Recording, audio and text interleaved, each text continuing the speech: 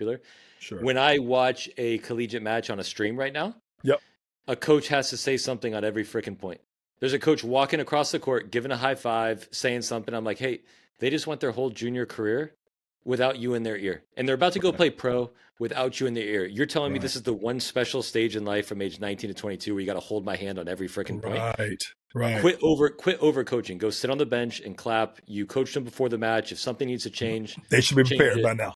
100%. Yeah, so I feel like there's a lot of hand holding and a lot of I mean, I went through that a little bit as a college coach where you're like, well, if you're just standing there, what are you doing? So then like I Right. felt like I had to say something. Right. But I think you're doing the athlete a disservice, like, hey, it's a 5-4, 15 love in the third set. I gotta walk out there and tell you where to serve. Like it really isn't that complicated. Like go with your best serve and like I hope it works out. So from a development standpoint, I see that and I always cringe. And it's Yeah. every match, it's almost every coach I've seen. What it's getting wrong for me in terms of the sport, I mean, again, it's tricky because you don't want to change it too much, but to me, it's too long. Yeah. And it's also like kind of like some matches obviously go past the 4, you're playing to 4, right? Sometimes it's a 5-2. It's tough to explain to someone after doubles. Usually people show up for doubles, they're all into it. Yeah. 30 minutes, 40 minutes pass, and they all left. Done. I'm like, no, that was like literally like we're not even 25% of the way to the win. Right. Like we're not even at halftime. But they Right. thought that was it. And then you come back out and then there's singles and you're all playing simultaneously. So maybe finding a way to make it just a little more dynamic and shorter where it's like very easy to understand. Everybody's going to finish or everybody's not. Like just Right. stop it and get rid of all that Right. stuff. So a Right. fan can just be like, hey, Duke won. It's over. Individual stuff means nothing.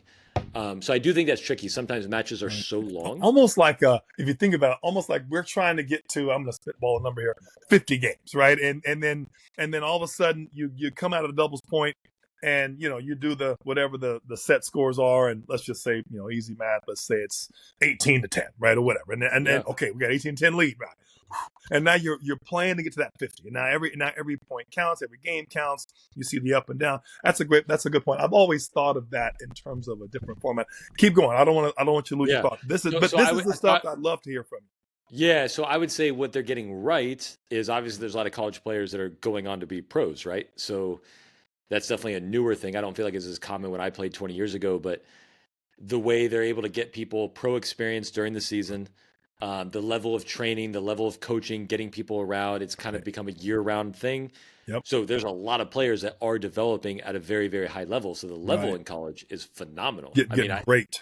Yeah, you're asking a recreational adult to go watch 2 of the top college people play and then go watch 2 people who are seeded 1 and 2 in a challenger. They're not going to know the difference. Like there Right. is a difference sometimes, Yeah. but they're not going to know. So I think they've done a really good job of raising the overall level with that's recruiting, Yep. training, getting them pro experience.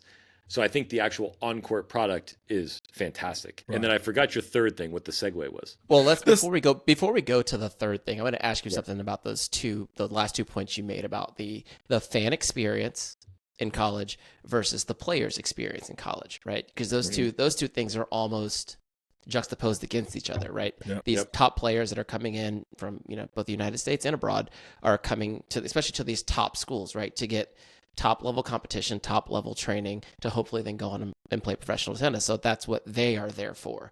Mhm. But as you mentioned, the format itself does not necessarily lend to being a digestible fan experience, both in person or if you're trying to stream it. Like, let's take streaming out of it for right now, because it is not fun to watch college tennis on television in any given way.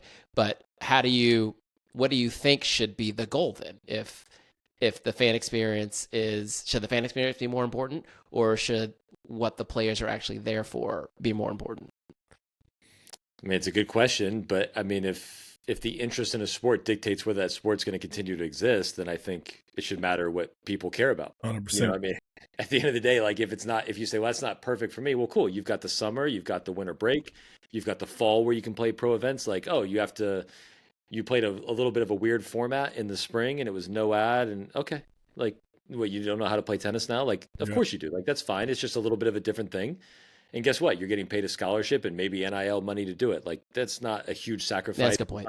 It's not like you're going to forget how to play tennis. So yeah, I would want it to be, I don't care if they really changed it up. And you're like, hey, college tennis is almost kind of like we were going to talk about intense later, but like Right.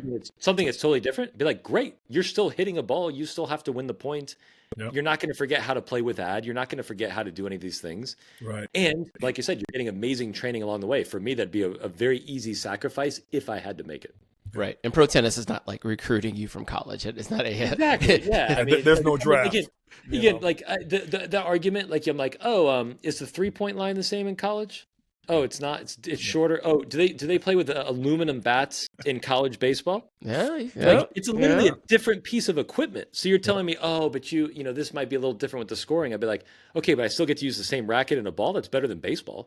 Yeah. Right. But no one Right. talks about that. That's not a problem. So again, I would love to keep it pure, but like no one's staying for a 4.5-hour dual match. And Yeah, no one it's wants to right. watch that on TV. I don't want to Right. watch that. I didn't want to It's- be there for 4.5 hours. And When you I was play. at Flow Sports, we Yeah. couldn't sell it to anybody. So Exactly. it's Exactly. a tough I one. Yeah. So I mean, It's too yeah. long.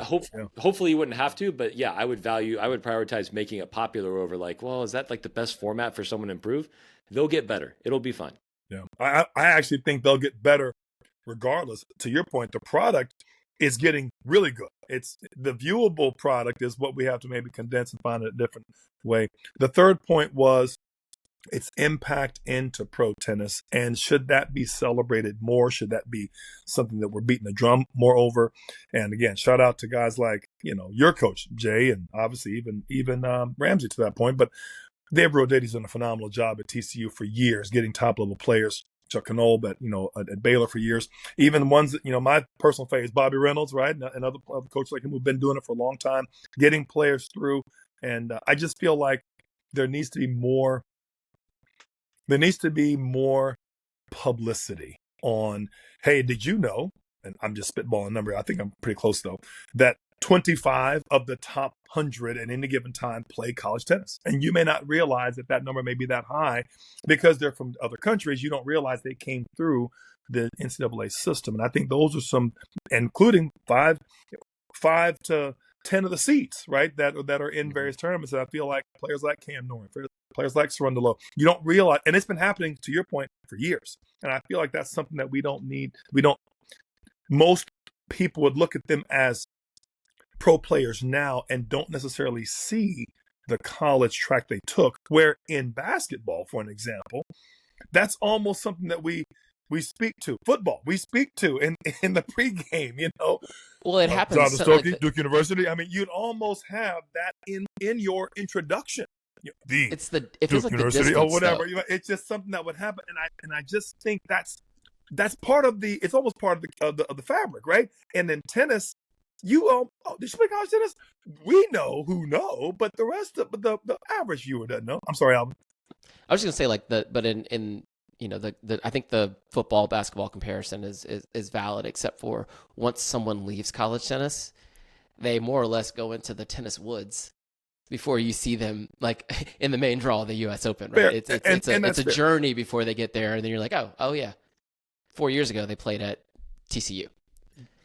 Yeah, but that's cool. That lingers forever. So, like, for example, Jason Tatum. Oh, Duke guy. Really? He was there for 9 months. Right. Yeah. Like, he's not a Duke guy. Kyrie the same. Yeah, exactly. Well, a lot of them. Everybody I used to watch at Duke, they're out of there every year, and that was the problem. They were awesome, but like, okay, well, what about John Isner's more of a Bulldog than Jason Tatum is a Duke Blue Devil. So, I mean, if you're going to say, he's from Duke, oh, look at that Duke, the Duke heritage, the Duke program. Like, well, I mean, he got a taste of it. He was there for a year. John Isner was with Manny Diaz for 4 years. And Kevin Anderson was at Illinois for 3 or 4. Like, all these guys usually are there for multiple years. I'm like, they actually have more of a connection to the school than a lot of these basketball players do. Agreed. Obviously, football, you have to stay for 3, so that's a little bit different. Yeah. But yeah, I do think, like, what makes a sport engaging is the personalities. And so if you go, well, how many people love Georgia? Okay, well, it's probably a big deal then to tell everyone that John Isner went to Georgia. Like, get some more fans on his side if they weren't there already. Hey, cool. Oh, one of our guys. Oh, cool. A Duke guy's in there. Oh, it's cool. It's one of our guys. Like, there's no downside to that. And I do think they undersell it a little bit. They might make a brief mention of it, but every time Cam Norrie's playing, and then who's the new guy out? Jacob Fernley. There's enough guys where you're like, oh wow, like TCU's got it cooking. Like, are they the Duke like, are they getting all these guys in the pros now? And like, wow, that's interesting. All these Horned Frogs, and the guys in Dallas could be more interested. So Yeah, I do think it's something they could publicize a little more. Obviously, doubles players is probably half the guys in the top 100. I was going to say, I Yeah. lost track Yeah. of doubles players. Yeah, And it's guys and girls now. group. It's not just the men. There for a while, the women were still going to the jump, making that jump to the tour. And Jonathan, you as an academy player, as a college player, as a coach, there was always this: are you good enough to go straight to the pros? And I think that was, Sko and I talk about this a lot because I really want Sko to play college tennis. I want him to play college tennis for the benefit of college tennis, just so he could knock it off the list. He could have a year, not just to grow up physically as a person, but also to play and be part of that team environment. And I always told him, and we talk about it all the time, I really felt like he was robbed in some ways. Signing a contract and going pro is a big deal. And do I think he was good enough? For sure. Do I think he would have really appreciated at least 1 year of college tennis? I really do. And so it's one of those things where there's this mystique, or at least in juniors, where those that you're still in junior tennis. You don't your knowledge base is not quite the full length. But I think the parents get caught up in a little bit of it too, as if this player was so good they could just bypass this level. And I really feel like that's one of the problems, is that you don't realize all you're going to learn. You don't know what you don't know, and you're going to learn so much more just to be in that environment and that situation where you're going to be challenged in a different way. And especially with the age being what it is, don't get me wrong, Alvin Fonseca is going to be a great player either way. And perhaps he was, being from Brazil and backing and the track he was on and whatnot, it's great to have him. But you can't tell me that if he didn't go put a year in school, he might have come out of school after that year and broke from, let's say, 200 to top 30, as opposed to 100, not getting around in the main. And then finally, because look at the matches he's missing, right? And so I don't want to get too much in the weeds on it, but I just feel like, and Yao is the best 18-year-old we know of right now, in terms of the tour. And I say that to say, I feel like college tennis does not get the plug it's deserved. That is, it has improved to get players that level. It used to be way back before you were coming through, Jonathan. College tennis, to me, was boring. College coaches made you worse. They didn't want you taking many risks. And funny things happened. More former college players like yourself, got back into college coaching. And I literally I coached for Emory and Georgia State back in the late 90s. And I remember thinking to myself, I wouldn't mind coaching more, but some of these old fogey coaches have got to change. At the end of the day, it's their call. They're the head coach. But I got to tell you, I'm running practice. I know the players. I'm recruiting them. I know who they are. And we still got to go back, and you're still the one doing lineup because you got some old school ideas. I love you, but I got to tell you, we got to change this up a little bit. You know what I mean? And I remember thinking to myself then, and at that point, I decided to go left from college coaching. I'm like, yeah, screw this. These guys will never change, and they're riding out to retirement. I'm like, who's gonna stay? The 2-year guy or the 32-year guy? The 32-year guy is gonna stay. He's got his own parking spot. I'm interchangeable. You know what I mean? That kind of explains why the assistant coaches keep moving, but the head coaches it's a revolving door, right? So once you get it, it's a good job. It's a good gig. It's a great gig. The money is the opposite. So anyway, I don't get into all that. I said to say, I feel like over that 10, 20 years, I started seeing more and more former college players getting into college coaching, and those programs are starting to do like this. And I'm like, wow, that's exciting. And then more and more got in. And then before you know it, got more and more exciting and competitive, right?